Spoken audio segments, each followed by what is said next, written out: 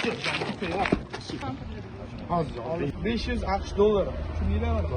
Olmazor tumani ichki ishlar organlari faoliyatini muvofiqlashtirish boshqarmasi, tuman prokuraturasi va davlat xavfsizlik xizmati xodimlari tomonidan o'tkazilgan tezkor tadbir davomida tovlamachilik jinoyatida gumonlangan shaxs qo'lga olindi.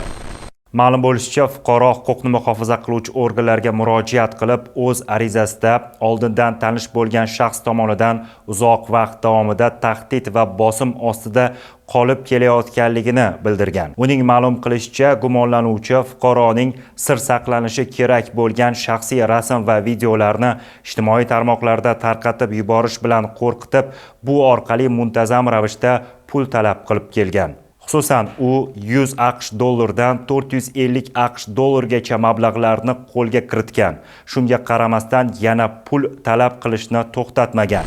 Fuqaro esa shaxsiy ma'lumotlari va sir saqlanishi lozim bo'lgan materiallar tarqatilib yuborilishidan qo'rqib, uning talablarini bajarishga majbur bo'lgan. Olmazor tumani ichki ishlar organlari faoliyatini muvofiqlashtirish boshqarmasi jinoyat qidiruv bo'limi xodimlari tomonidan o'tkazilgan tezkor tadbir davomida Olmazor tumanidagi Nukus kinoteatri oldida muqaddam O'zbekiston Respublikasi Jinoyat kodeksining 277-moddasi 3-qismi bilan sudlangan gumonlanuvchi fuqarodan $500 pulni olgan vaqtida daliliy ashyolar bilan ushlandi.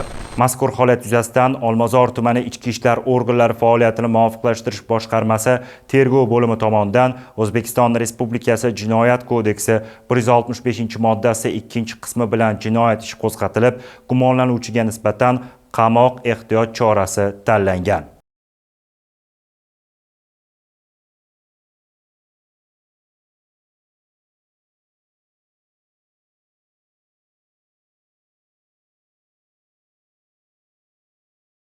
Tezkor tadbir davomida giyohvandlik vositalarini saqlab kelayotgan shaxs aniqlangan va u qo'lga olindi. Toshkent shahar ichki ishlar bosh boshqarmasi va davlat xavfsizlik xizmati tomonidan katta miqdordagi giyohvandlik vositalarining poytaxt hududida tarqalishiga qarshi bir qator tezkor tadbirlar o'tkazilmoqda. Xususan, Mirobod tumani ichki ishlar organlari faoliyatini muvofiqlashtirish boshqarmasi jinoyat qidiruv bo'limi hamda davlat xavfsizlik xizmati Mirobod tuman bo'limi xodimlari tomonidan Yakkasaroy tumanida olib borilgan tezkor tadbir natijasida Ivan ismli shaxs qo'lga olinib, uning xonadoni xolislar bilan ko'zdan kechirilganda katta miqdordagi giyohvandlik vositalarini saqlab kelayotganligi aniqlandi. Olingan tezkor ma'lumotga asosan, Yakkasaroy tumanida olib borilgan tezkor tadbir davomida fuqaro P.I.ning yashash xonadonini ko'zdan kechirganimizda xonadondan g'isht shaklidagi jigarrangli o'tkir hidli mumsimon moddalar har bitta qizil va ko'k o'ramalarga o'ralgan magnit yopishtirilgan shaffof polietilen paketiga solingan jigarrangli o'tkir hidli mumsimon moddalar borligi aniqlandi. Ko'p miqdorda shu bo'yicha tegishli tartibda bayonnoma asosida rasmiylashtirib oldik. Gumonlanuvchi mazkur giyohvandlik vositalarini internet orqali olib, grammlarga ajratib, yashirish yo'li bilan tarqatib kelgan. Buzoqning yugurgani somonxonagacha deganlardek sergak ichki ishlar organlari xodimlari tomonidan u qo'lga olindi.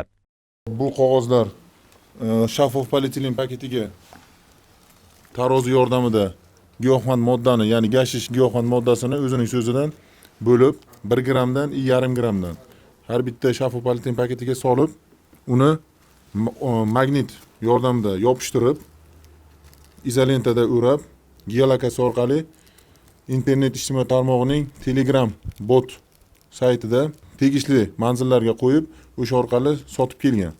Tegishli tartibda magnit, giyohvand moddalar, tarozilar, polietilen paketlar, baklashkalar, turli xil izolentalar ashyoviy dalil asosida rasmiylashtirib olindi. Bu giyohvandlik vositalarini qayerdan oldingiz? Bu Chirchiq tarafda zakladkada bo'lgan. Bordim, oldim, keldim, mana qiluvdim. Grammlab tarqatganingizga qancha pul olardingiz? Bitta dona 100 ming beradi. Polniy butun olib borib qo'yaman, 100 ming berash. Olingan giyohvandlik vositalari 8 kilogramm 303 gramm bo'lib, bahosi 4 milliard 317 millionni tashkil qilmoqda. Tahlil qiladigan bo'lsak, 16,606 nafar insonni zaharlashi mumkin edi. Ichki ishlar organlari va davlat xavfsizlik xizmatining o'tkazgan tezkor tadbiri natijasida zahri qotil o'z vaqtida to'xtatildi. Mazkur holat yuzasidan O'zbekiston Respublikasi Jinoyat kodeksining 273-moddasi 5-qismi bilan jinoyat ishi qo'zg'atilib, qamoqqa olish tarzidagi ehtiyot chorasi tanlangan. Toshkent shahar Ichki ishlar bosh boshqarmasi va boshqa huquqni muhofaza qiluvchi organlar tomonidan katta miqdordagi giyohvandlik vositalarining tarqalishiga qarshi tezkor tadbirlar muntazam o'tkazilmoqda. Biz ayni damda Sergeli tuman ichki ishlar organlari faoliyatini muvofiqlashtirish boshqarmasidamiz. Bu yerda jinoyat qidiruv bo'limi xodimlari tomonidan tezkor tadbir o'tkazilgan. Tezkor tadbir davomida giyohvandlik vositalarini saqlab kelayotgan shaxs aniqlangan va u qo'lga olindi.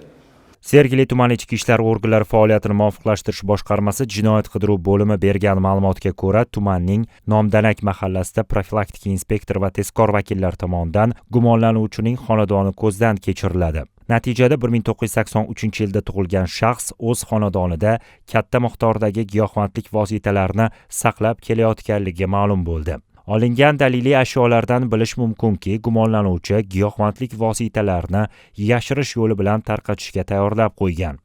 Zahri qotilni grammlarga ajratish uchun tarozi ham borligini ko'rishingiz mumkin. O'tkazilgan tezkor tadbir natijasida katta miqdordagi giyohvandlik vositalari poytaxt hududida tarqalishi oldi olindi. Insonlarni jar tomon boshlaydigan, hayoti va sog'lig'iga xavf tug'diradigan giyohvandlik vositalari to'xtatilmaganda edi. Qanchadan qancha fuqarolar, ayniqsa yoshlarni zaharlashi mumkin edi. Mazkur holat yuzasidan O'zbekiston Respublikasi Jinoyat kodeksining 273-moddasi bilan jinoyat ishi qo'zg'atilib, qamoqqa olish tarzidagi ehtiyot chorasi tanlangan. Mazkur moddaga ko'ra sud hukmi bilan 20 yilgacha ozodlikdan mahrum qilish jazosi tayinlanishi mumkin. Xavfsiz va sog'lom poytaxt oyligi doirasida bu kabi tezkor tadbirlar davom etmoqda. Mendan men pushaymonman, boshqa bunaqa qilmayman. Meni kechirishlaringni so'rayman. Shayxontohur tumanida tezkor xodimlar tomonidan Inom ismli shaxs qo'lga olindi. Ma'lum bo'lishicha, u o'z yashash manzilida katta miqdordagi giyohvandlik vositalarini saqlab kelayotgan bo'lgan. Gumonlanuvchi qo'lga olinib, uning uyi xolislar bilan ko'zdan kechirilganda isitish tizimi orqasidan, muzlatkich ichidan va boshqa joylardan katta miqdordagi giyohvandlik vositalari topilgan va ashyoviy dalil sifatida olingan. Mendan men pushaymonman, boshqa bunaqa qilmayman. Meni kechirishlaringni so'rayman. Mazkur holat yuzasidan O'zbekiston Respublikasi Jinoyat kodeksining 273-moddasi 5-qismi bilan jinoyat ishi qo'zg'atilgan. Mazkur moddaga ko'ra sud hukmi bilan 20 yilgacha ozodlikdan mahrum qilish jazosi nazarda tutilgan. Shayxontohur tuman ichki ishlar organlari faoliyatini muvofiqlashtirish boshqarmasi jinoyat qidiruv bo'limi xodimlari tomonidan Aziz ismli shaxs ham qo'lga olindi. Uning yonidan giyohvandlik vositalari topilib, daliliy ashyo sifatida olingan. Holat yuzasidan O'zbekiston Respublikasi Jinoyat kodeksining 273-moddasi 5-qismi bilan jinoyat ishi qo'zg'atilgan. Xavfsiz va sog'lom poytaxt oyligi davomida bu kabi tadbirlar davom etmoqda.